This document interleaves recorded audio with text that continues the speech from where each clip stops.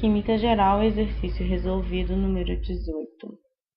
No Brasil, o exemplo mais marcante de poluição ambiental por chuva ácida foi a destruição da Mata Atlântica na região de Cubatão, na Baixada Santista.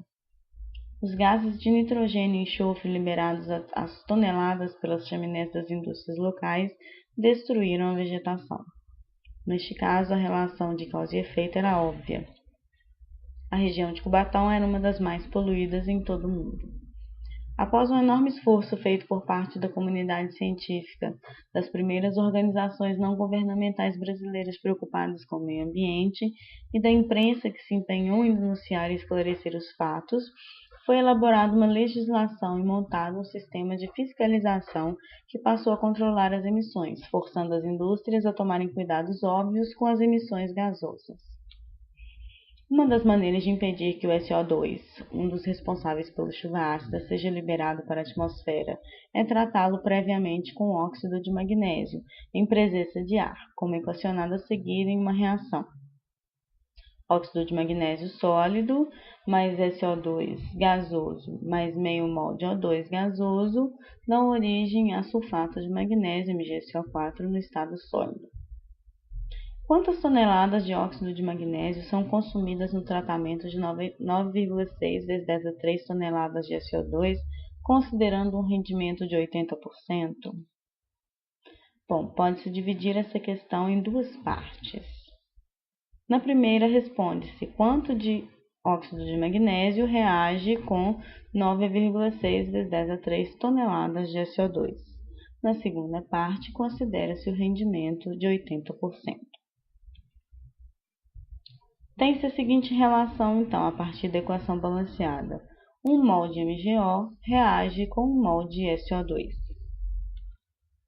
Assim, calculando-se o valor da massa molar de MgO e de SO2, pode-se substituir o dado de 1 mol de MgO para 40,3 gramas, que corresponde à massa de 1 mol dessa substância. Da mesma maneira, 1 mol de SO2 corresponde à massa de 64 gramas de SO2. Tem-se, então, que 40,3 gramas de óxido de magnésio reagem com 64 gramas de SO2. Assim, qual seria a massa de óxido de magnésio que reage com 9,6 vezes 10 a 3 toneladas de SO2? A partir da regra de 3, calcula-se, então, tem-se o valor de 6,05 vezes 10 a 3 toneladas de SO2.